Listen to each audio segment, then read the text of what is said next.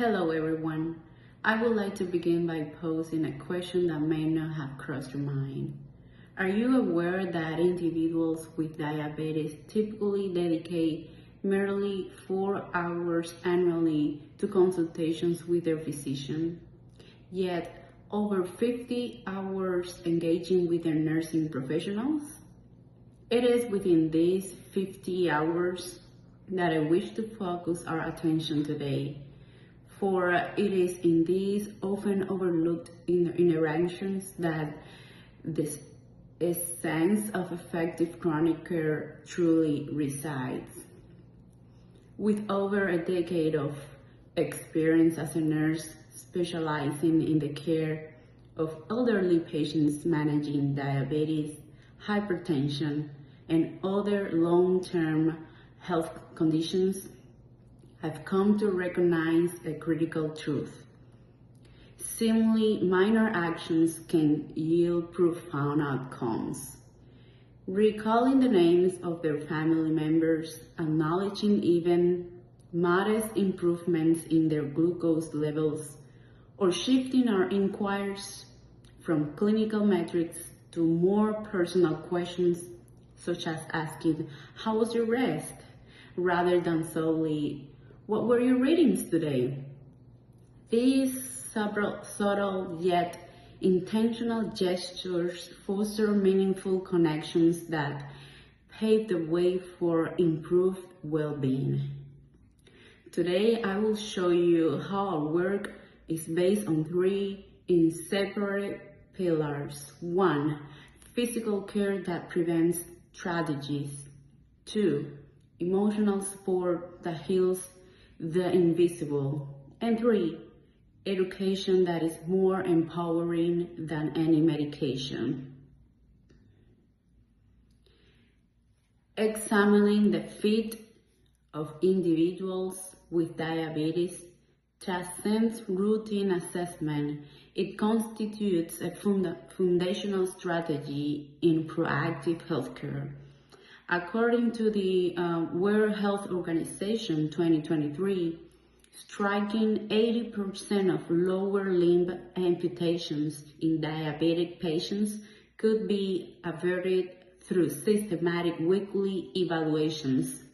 Yet, how is this principle operationalized in clinical settings? Within our practice, we adhere to the Golden Feet initiative, a structured approach encompassing weekly barefoot assessments conducted every Monday to facilitate an unobstructed examination, specialized mirrored tools to enhance visibility of anatomically obscure regions, and individualized risk profiling. Example, occupational hazards such as construction work or domestic habits like walking unshod. The empirical outcomes are compelling. Also, incidence declined by 35% within 2-year period. However, the most profound impact lies in narratives such as that of Mr. Martinez. During a standard evaluation, subtle erythema on his right heel prompted further scrutiny, revealing a minor lesion he had dismissed as irritation from footwear. This intervention not only preserved his limb, but also safeguarded his autonomy, an outcome that epitomized the protocol's broader significance. Allow me to reveal an often overlooked truth in clinical practice. The most transformative therapeutic intervention we administer is not a pharmaceutical agent, but rather time. Empirical evidence from Acquiring et al. 2021 substantiates this claim, demonstrating that patients who receive consistent emotional support experience a 30% reduction in hospital readmissions.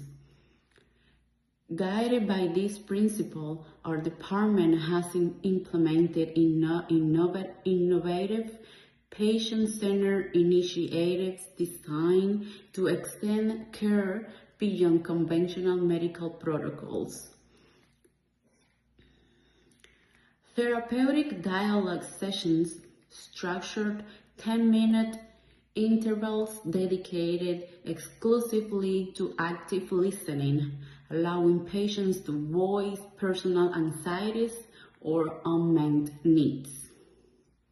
Personalized medication cues, strategically placed annotations accompanying prescribed treatments. Example, Ms. Jimenez, remember to take your azure colored tablet following your midday meal when your daughter is present. Support circles for loss of independence.